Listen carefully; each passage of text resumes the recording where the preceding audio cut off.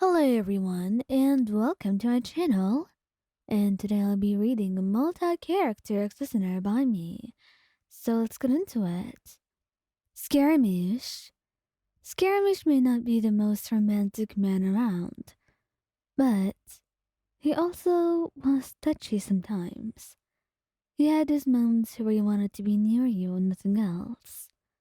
Being with you, after all, gave him a feeling of security and safety. A feeling that no matter what's going on through his head, everything was going to be alright. Because he had you, and his life was improving. Slowly but surely. And though he was not with the Patu anymore right now, he was just trying to improve mentally. After all of what he went through, it was not something that could be done away with and forgotten. It would stay with him for as long as he lived, and he could only hope to heal from it.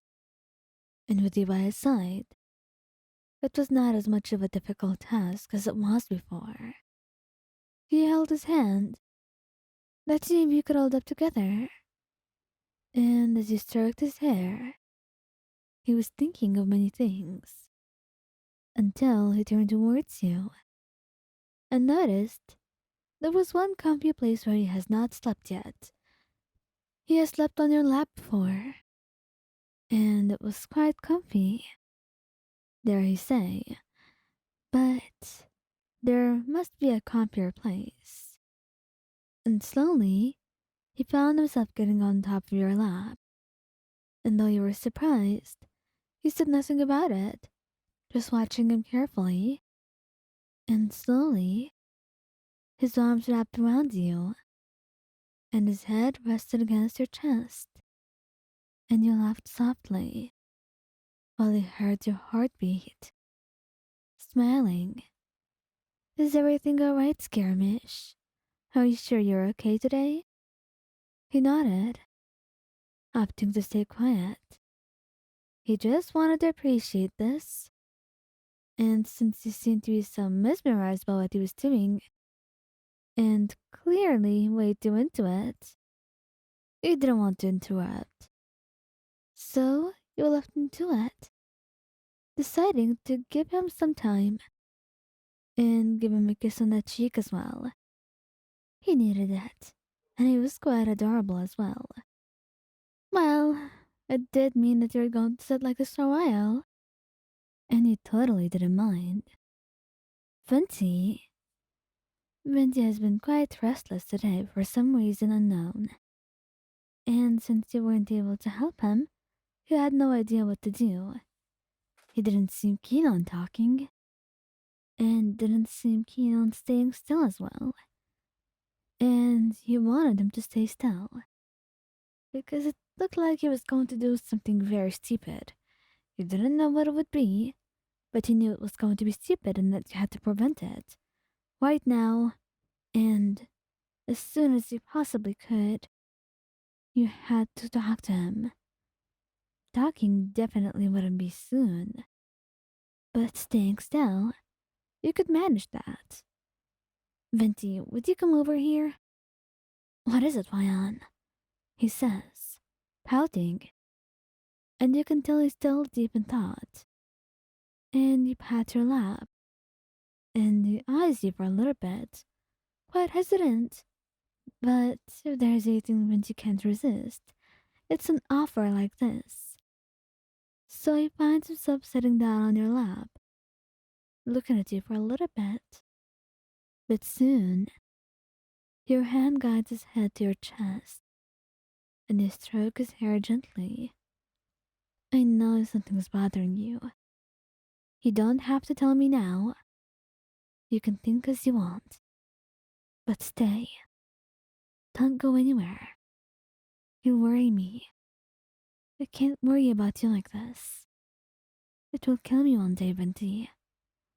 And he finds himself smiling, blushing.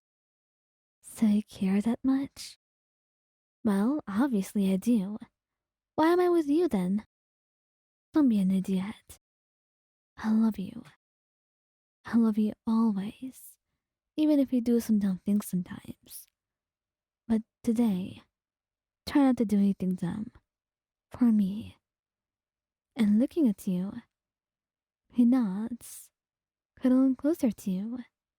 And for once, he decides to listen and lets himself rest, as you say. Xiao. Xiao was quite irritable whenever he was going to sleep. Not because he was trying to pick fights or something. He would be anxious. He wasn't used to sleeping like this. And being in a dark room, it didn't make it any better.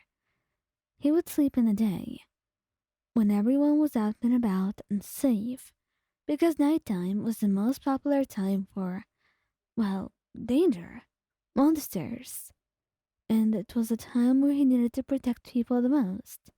So sleeping at night irked him. It was something he wasn't used to, and most of all, it was difficult to even fall asleep in the first place. And when he fell asleep, he would have nightmares. So it was bad all around for him. And you knew that. And you knew that you had to try and make things comfortable for him. It wasn't like you were forcing this, but you wanted him to give it a shot. It was more healthy and better for him in the long run. And since you find out how you can't sleep, and how you keep shifting around in the bed, you let out a sigh. Come here, Xiao. You say softly, opening your arms for him, and he hesitates for a little bit before going into your arms, closing his eyes and letting his head rest on your chest. And slowly, you stroke his hair, talking to him about your day in a soft, low voice, trying to get him to relax, to let his guard down and fall asleep. And though it takes some time, slowly, his eyes begin to shut tight, and he finds himself drifting off to dreamland, his worries far away, warded off by you, as you gently speak to him. And once you notice how he's fallen asleep, you smile to yourself, feeling like your plan has succeeded, and you lean in for a soft kiss on the forehead, watching him carefully for a few moments before letting your eyes close as well. You needed to sleep alongside him, and in your arms, hearing your heartbeat. Xiao has no nightmares that night.